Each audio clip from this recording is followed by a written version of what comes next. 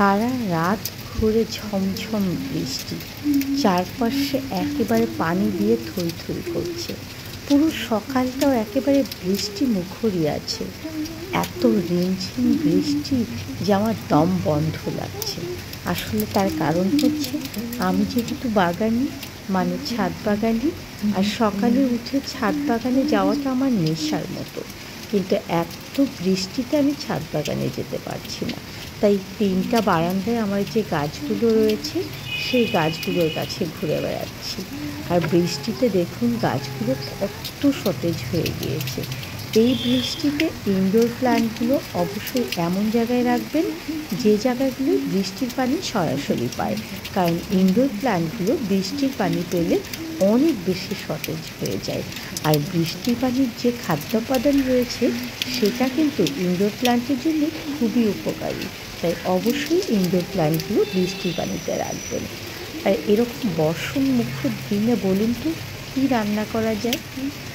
আর হ্যাঁ, সবাই কিন্তু বলবেন যে অবশ্যই খিচুড়ি। হ্যাঁ, আজকে খিচুড়ি রান্না করব, তবে আজকের খিচুড়িটা সম্পূর্ণ অন্যরকম।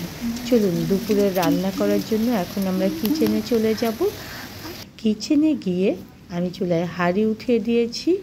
হাঁড়িটা ভালো মতো আগে গরম করে নিতে হবে, তারপরে সেখানে দিয়ে দিতে হবে তেল। এখানে আপনারা সরিষার তেল বা সয়াবিন তেল দুটোই ব্যবহার করতে পারবেন। আর এখানে দেখুন যে পেঁয়াজ কুচি দিয়ে দিলাম।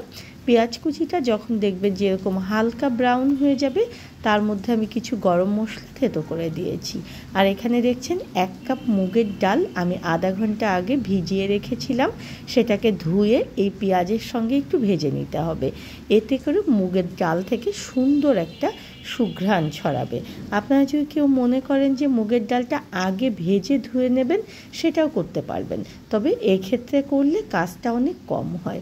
আর আমি এখানে 2 কাপ পরিমাণ দেখুন যে দিয়ে দিলাম পোলাওয়ের চাল। আমি পোলাওয়ের চালটাকেও 10 মিনিট আগে ভিজিয়ে রেখেছিলাম। এখন একটু আদা রসুন বাটা দিয়েছি এর মধ্যে, দিয়ে এটাকে আমরা এখন ভেজে নেব। ভাজাটা এমন হতে হবে যেন ঝরঝরা হয়, তাহলে দেখবেন যে খিচুড়িটা একদম সুন্দর ঝরঝরা হবে। এখন দিয়ে দিচ্ছি গরম পানি। অবশ্যই খিচুড়িতে গরম পানি ব্যবহার করবেন, আর আপনার চাল এবং ডাল যতটুকু তার চেয়ে দ্বিগুণের একটু বেশি পানি দিয়ে দেবেন যদি আপনার চালটা পুরনো হয়।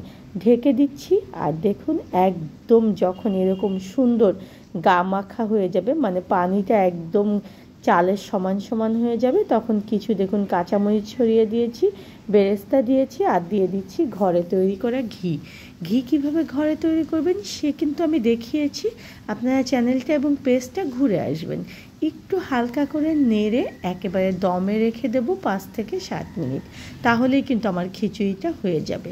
আর এভাবে খিচুড়ি রান্না করে খেয়ে দেখবেন প্রতিদিন যে খিচুড়ি খান তার চেয়ে এটা সম্পূর্ণ রকম আলাদা আর অনেক বেশি ঝরঝরে। ঘিয়ের ফ্লেভার ভরা মুগ ডালের এই সাদা খিচুড়ি খেতে কিন্তু অসম্ভব মজাদার। আজকে পটল এবং বেগুন ভেজে নেব, সেজন্য দেখুন যে একটু হলুদ গুঁড়ো আর লবণ দিয়ে বেগুন পটলগুলোকে আমি মাখিয়ে নিচ্ছি। আর তেলের মধ্যে এখন এগুলোকে আমরা ভাজবো। আজকে বেগুনটা কিন্তু একটু অন্যরকম করে কেটেছি।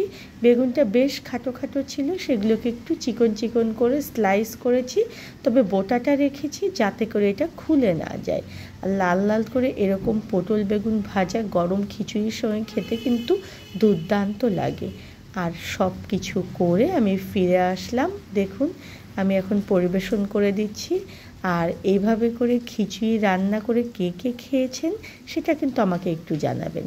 আর যারা এখনও খাননি তারা কিন্তু অবশ্যই এভাবে একবার হলেও খিচুড়ি রান্না করে খেয়ে দেখবেন, অসম্ভব মজাদার।